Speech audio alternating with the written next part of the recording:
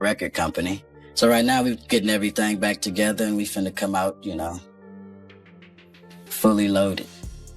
That Eric was, if he walked between my legs, excuse my French, people probably think he was my I gotta kill this motherfucker Suge Knight.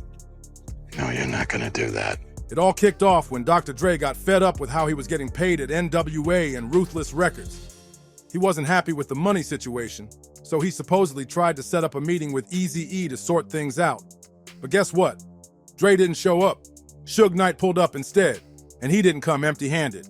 He came throwing threats and flexing guns like it was a movie. Even with all that heat in the room, Eazy didn't flinch, no fear in his eyes. According to his old manager, Jerry Heller, Eric always walked alone, and he was fearless. And if anything popped off, he had serious backup. The Crips were riding for him. So did Suge actually lay hands on Eazy? Not really. But Suge still got what he came for. In the end, Dre, along with the DOC and Michelle, officially jumped ship to Death Row Records. Eazy was furious. But to really understand why Eazy wasn't scared of Suge, you gotta go back to where it all started. Eric Wright, better known as Eazy-E, grew up in the rough streets of Compton. He wasn't just in the neighborhood, he was living that gangster life for real. I should have let him kill him.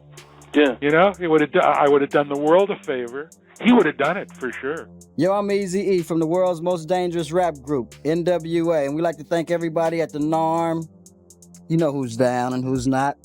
He earned his respect the hard way, and folks knew better than to test him. By the mid-'80s, Eazy flipped his street money from hustling and used it to build something huge. He linked up with Jerry Heller and launched Ruthless Records. Then he pulled together NWA. Yeah, the NWA, the group that the whole world later called the most dangerous group in the world. With savage lyrics and raw street stories, Eazy-E quickly took the crown as the king of gangsta rap. His debut album, Eazy Does It, flew off shelves, selling over 1 million copies. And Boys in the Hood? That track sealed his image. He wasn't just rapping about the streets, he was the streets.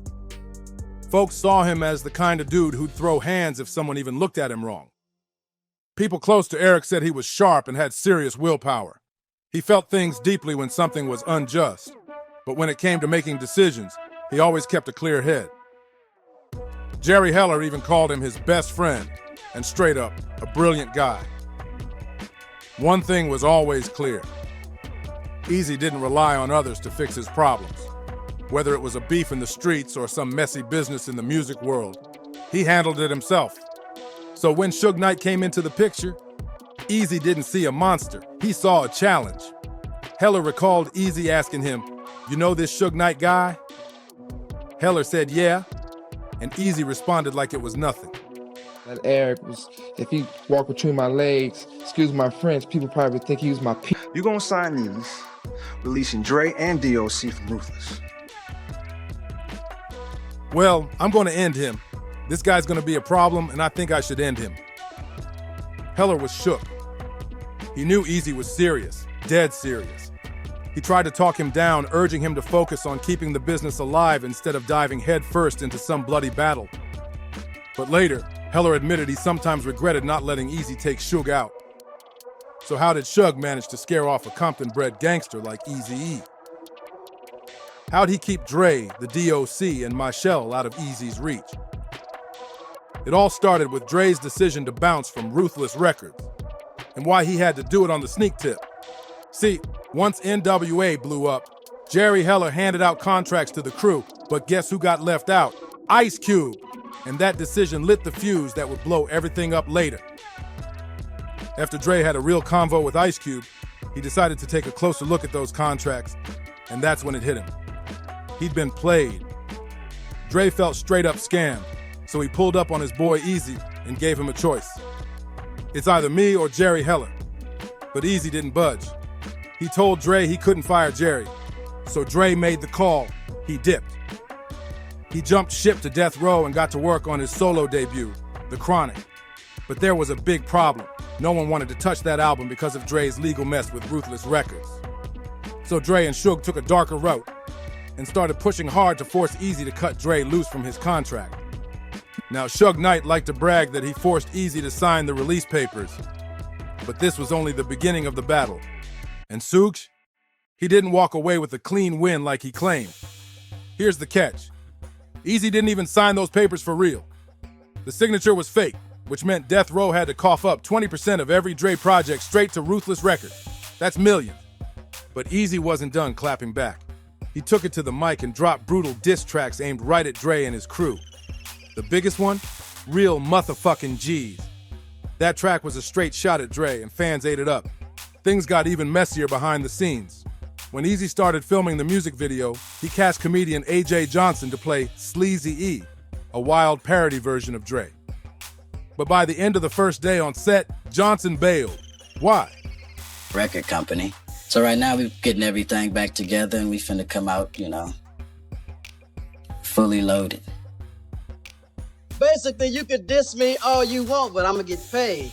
Because that's why I say Dre Day is only Eazy's payday. And that's real. Because according to reports, Death Row came for him hard. AJ Johnson later said it himself. Suge Knight called him into his office, pulled out a gun, and threatened him. After that, Johnson was out. He refused to keep filming, scared for his life. Eazy wasn't about to let anyone stop his vision. After AJ Johnson dipped out from the Real Motherfucking G's video shoot, Eazy kept it pushing and brought in Arna J to finish the job. The video dropped, and it was bold. But even after that, the beef between Suge and Eazy didn't cool off one bit. BG Knockout, who also threw shots at Death Row in the same track, later shared how things got real at a Billboard ceremony. According to him, Suge and Eazy crossed paths, and when things got tense, Suge backed down from facing Eazy one-on-one.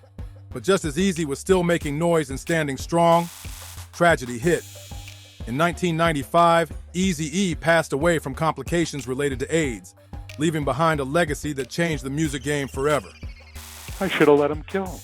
Yeah. I would have done the world a favor. He would have done it for sure. Still, decades later, fans and insiders debate what really happened. Conspiracy theories run wild, especially after that bizarre interview where Suge joked about using a tainted needle to take someone out. Like with Eazy-E, he said. That one moment poured gasoline on the rumors. Many people took it as Suge basically hinting that he had something to do with Eazy's death, though nothing was ever proven. Eazy-E's story is one of power, hustle, and controversy, and it's far from forgotten. If you're into this kind of wild music drama, don't forget to like, comment, and subscribe. Hit that share button too and let everyone know what really went down. And if you're hungry for more, check out our next video on Suge Knight's crazy story. His whole biography is up on the channel. See you on the next one.